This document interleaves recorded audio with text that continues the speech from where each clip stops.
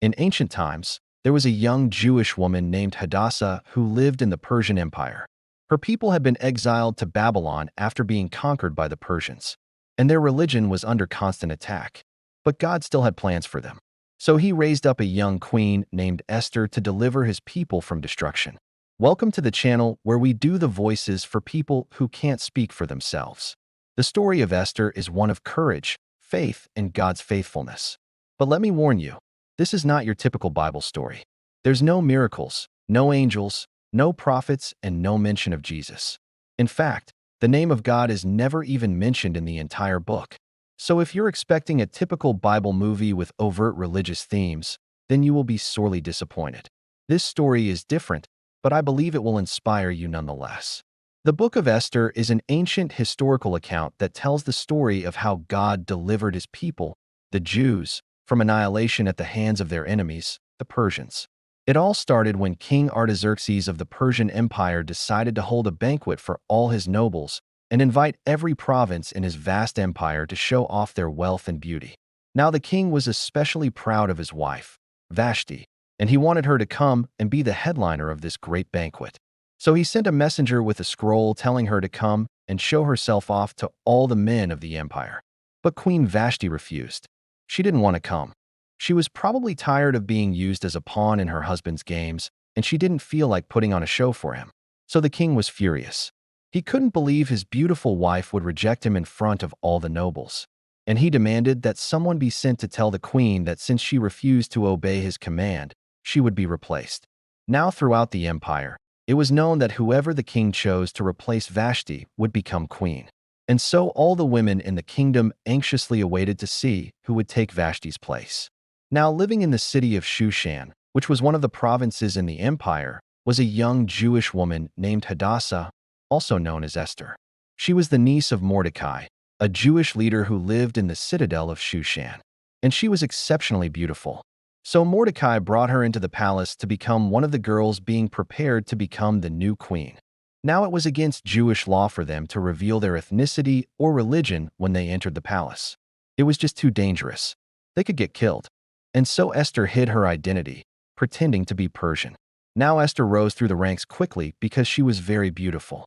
And after a year of rigorous training and beauty treatments, she was called into the king's presence. She met the king, and he liked her so much that he made her queen and invited her to a great banquet. And from that point on, Vashti was no more, and Queen Esther reigned in her place. Now, unbeknownst to Esther, the king had an evil counselor named Haman, and he hated the Jews because they wouldn't worship him like everyone else, specifically a man named Mordecai. And so he went to the king and convinced him that the Jews were a threat to the empire. He told him that they broke the laws and were a nuisance. And so the king gave Haman permission to do whatever he wanted to get rid of them. And you guessed it, he planned to exterminate every single Jew in the empire. So he built huge gallows to hang Mordecai, and then he planned to trick the king into approving a day to destroy all the Jews. And the king agreed without even questioning it. So Haman sent messengers throughout the empire to every province, telling them to kill all the Jews on a certain day. And these orders reached the Jews in Shushan, and they began mourning and fasting. And Mordecai tore his clothes and put on sackcloth and ashes and began crying out to God for help. Meanwhile, when Queen Esther heard what was happening to her people, she couldn't just sit back and do nothing. So she did something crazy. She invited Haman and the king to a banquet and invited them to another banquet the next night. At the second banquet, she revealed her Jewish identity and told them that she and her people were in danger. Then she explained how Haman had convinced the king to destroy her people, and she begged him to turn things around. Now, the king realized he had been tricked and felt terrible. He immediately wrote another letter countermanding the first order. Haman was executed, and the Jews in the empire celebrated, knowing that they were saved. So what does this story mean for us today? Well, I believe it teaches us several important lessons.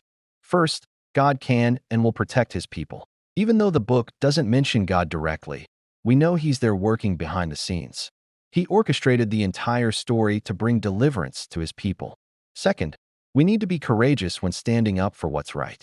Esther didn't stand up for her people until the last moment, but she knew that if she didn't do something, they would be killed. She put herself on the line and risked everything to save her people. Third, Sometimes God uses unlikely heroes. Esther wasn't a prophet or a priest. She was just a normal person who happened to become queen. But God used her beauty and position to save her people. And fourth, we shouldn't trust in our own strength or wisdom. The Jews thought they were safe once they entered the empire, but they soon learned that they needed God's help to survive. Mordecai reminded the Jews to remember their past oppression and God's deliverance in Exodus chapter 14, verse 31. So the people should have known better than to trust in the empire that had enslaved them in the past. But now let's talk about why this story might not seem like a typical Bible story. First, God isn't mentioned anywhere in the book, and there are no miracles or angels. Second, the story focuses on politics and world events rather than spiritual matters. And third, the main characters aren't particularly religious. Esther and Mordecai lived in exile, and they seem to have abandoned the temple and other aspects of Jewish life. So what do we do with this book? Well, I believe it belongs in the Bible for two main reasons. First, it's part of the Hebrew Bible. The Hebrew Bible has 39 books, and Esther is the 17th book. It's part of a collection of stories, poetry, and laws that tell the history of the Jewish people. Second, it's a historical account that helps us understand the background of the New Testament. The story of Esther takes place during the time when the Jewish people were under Persian rule, and it helps us understand the situation that led to the Maccabean revolt and the rededication of the temple, which is described in the Book of Maccabees. Additionally, some scholars believe that the story of Esther may have been written to encourage the Jews during a time of persecution. Some people try to argue that the Book of Esther shouldn't be in the Bible because it doesn't mention God, but I think that's a weak argument. Just because a book doesn't have overt religious themes doesn't mean it's not a good book. In fact, I think the opposite is true. When a story is able to stand on its own merits without needing any religious themes, then it's likely a good story. The Book of Esther is a great example of this. The story is full of intrigue, betrayal, and redemption, and it can stand on its own merits without needing any religious themes. Personally, I love the Book of Esther. It's a great story that reminds me that God is in control. Even when it seems like everything is going wrong, He is still on the throne and He will ultimately win. All right, comment below and let me know what you think. Should the Book of Esther be in the Bible? And how do you apply the lessons from the Book of Esther to your life today? Also, don't forget to hit the subscribe button so you don't miss out on these amazing stories. I'll see you guys next time.